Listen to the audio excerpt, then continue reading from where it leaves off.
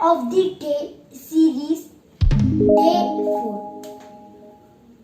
Hi guys, I'm Yashwant and you're watching Yashwant Speaks.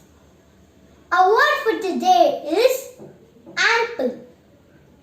This word is a Latin and a French word.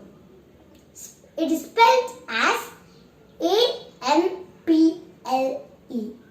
meaning fully sufficient. Other related forms: ampleness, part of speech. This word is an adjective. For clear understanding, let me use them in sentences.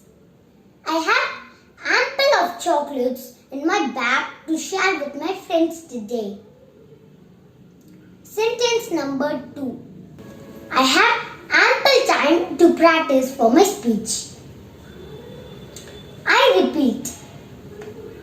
Our word is ample, spelled as A-M-P-L-E. This word is a Latin and French word, meaning fully sufficient, part of speech. This word is an adjective. Other related forms: ampleness.